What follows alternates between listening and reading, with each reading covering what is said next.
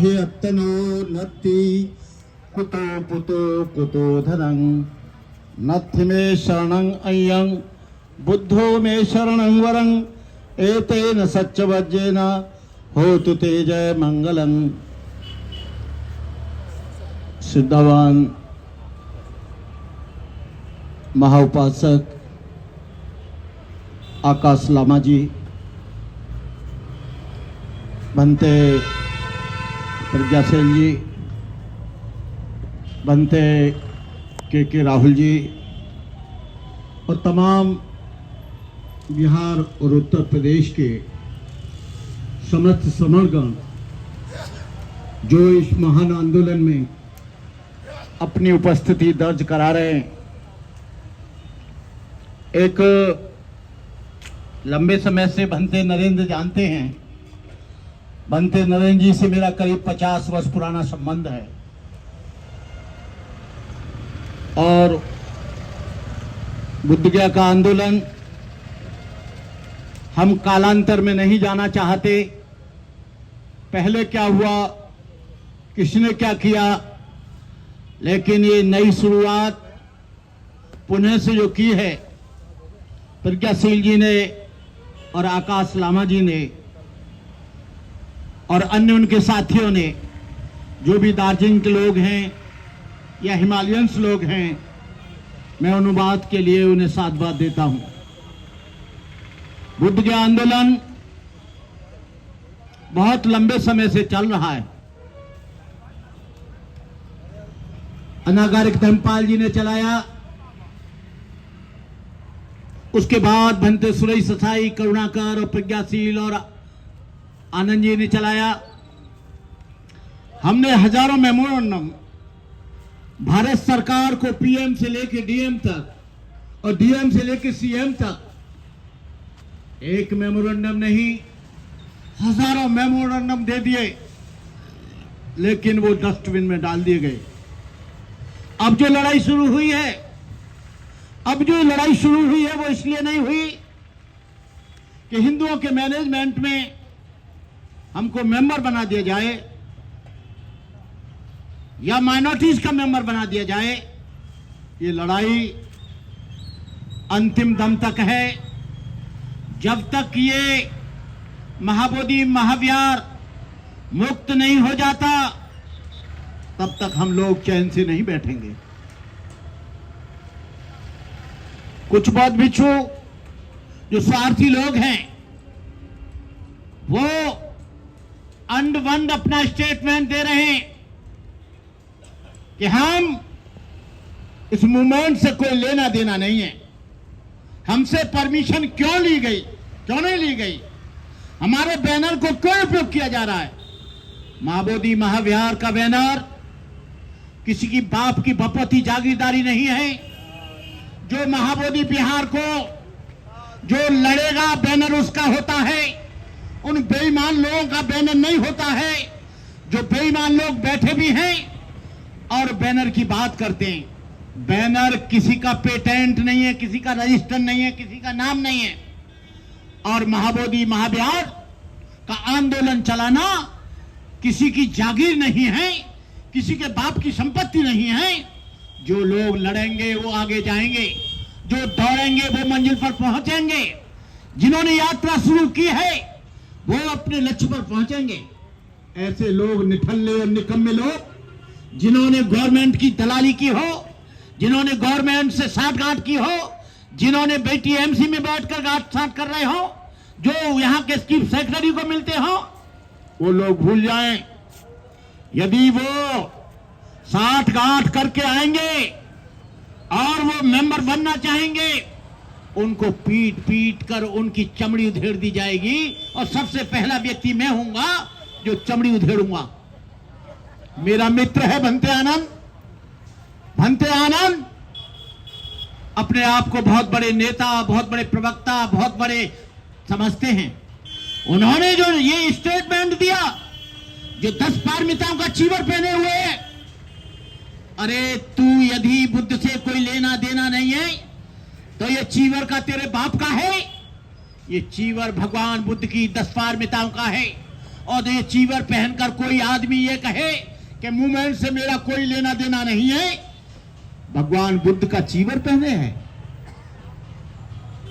भगवान बुद्ध के द्वारा उपसंपदा ली है, भगवान बुद्ध के 227 का नियम तुझे दिए गए हैं, सामवेद बनकर तुझे 75 सेखी दी गई हैं, अष्टांगिक मार्ग और प्रति समुत्पाद दिया गया है, और तू कहता है कि ये हमारा इससे कोई लेना देना नहीं। मैंने आनंद को कहा कि मैंने तुमने जो कहा है, तुम कोई बहुत बड़े लीडर या प्लीडर नहीं हो, कोई बहुत बड़े पढ़े लिखे या दादागिरी नहीं हो, कोई लाट साहब नहीं हो, कोई गवर्नमेंट में बहुत बड़े पद पर नहीं हो। तू भी भीख मांगता है, मैं भी भीख मांगता हूं। जब लड़ाई होती है तो कहते हैं साले बेकारी बना दूंगा, तो भाई मैं तो पहले से भिखारी हूं और तेरे से बड़ा भिखारी हूं। तू छोटा भिखारी है, मैं बड़ा भिखारी हूं। तो कहने का मतलब यह है कि जो भी बिच्छू इसमें नहीं आता है उसको बौद्ध धर्म से हम निष्कासित करते हैं। और हम कहना चाहेंगे देश के लोगों से, जो इस लड़ाई में बौद्ध बिच्छू नहीं आता है उसका खाना पीना बंद करो, उसका सोशल बाइकाट करो, उसको भोजन मत दो, उसको दान मत दो, उसको सम्मान मत दो, क्योंकि ये बोध गया का महाबोधि मंदिर हमारी अस्मिता का सवाल है, हमारे स्वाभिमान का सवाल है, हमारे धर्म का सवाल है, हमारी एक बहुत बड़ी शक्ति का सवाल है। बुद्ध ने इस धरती पर बैठकर सारी दुनिया को जगाने का काम किया। भगवान बुद्ध का जीवन कोई साधारण जीवन नहीं था। भगवान बुद्ध का संपूर्ण जीवन दया, करुणा, मैत्री, प्रेम, अहिंसा, बंधुत्व, समदृष्टि और समता से भरपूर था।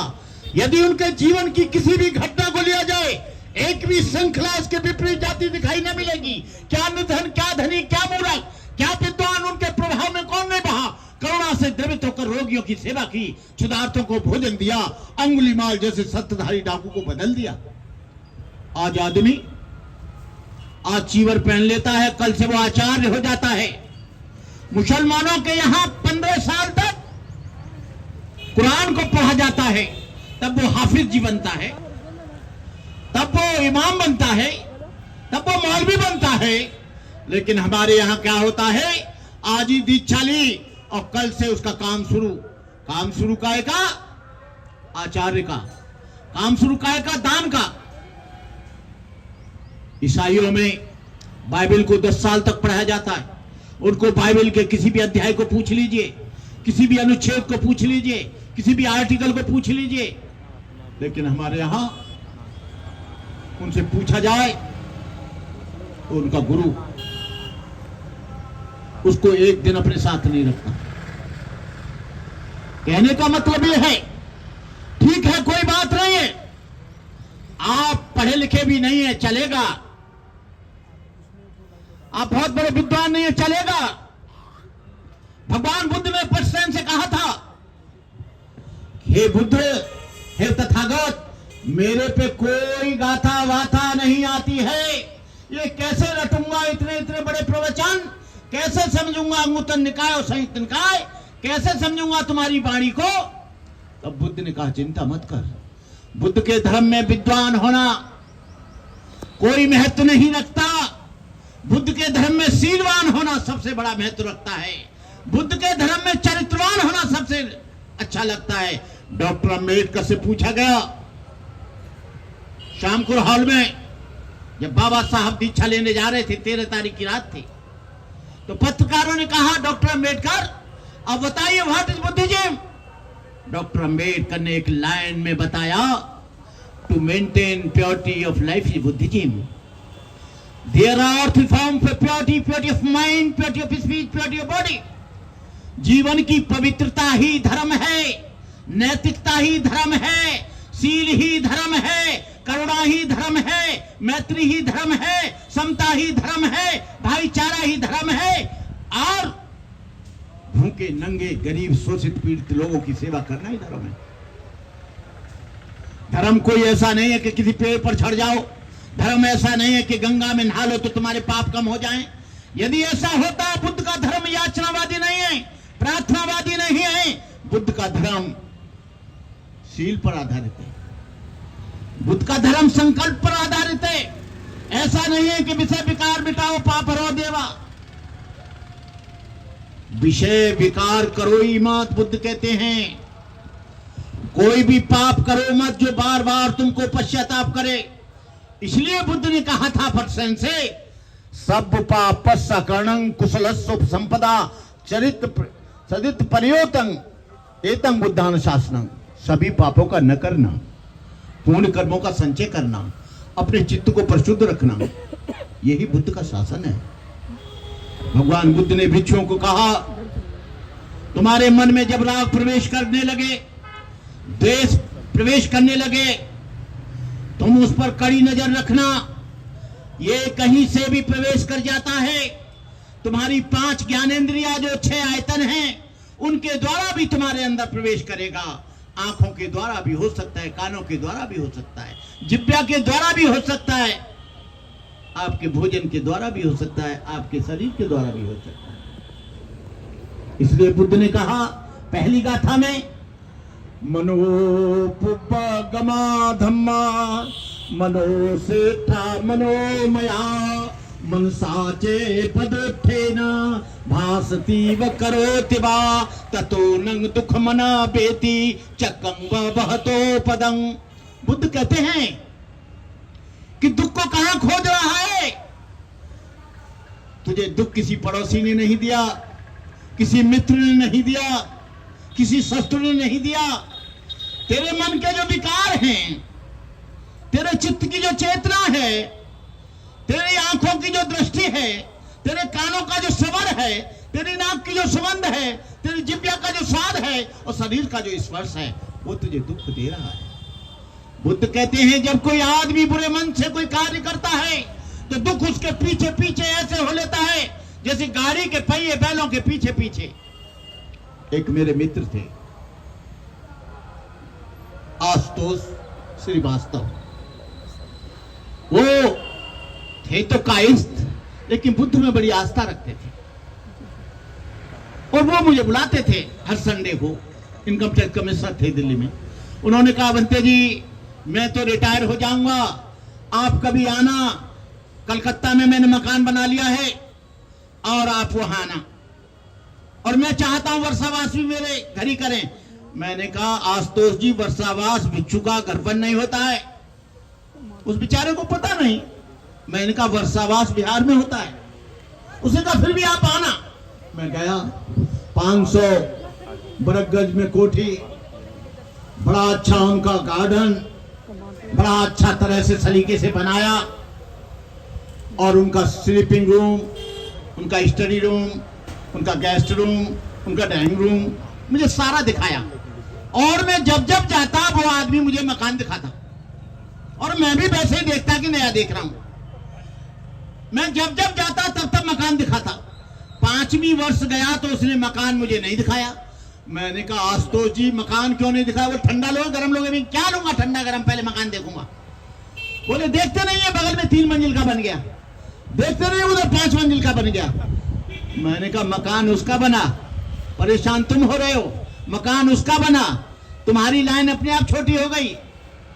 उसकी पत्नी ने कहा कि बंते जी ये आदमी पागल हो गया है, और कहता है कि जब तक मैं ऐसा मकान नहीं बना लूंगा तब तक चैन से नहीं बैठूंगा।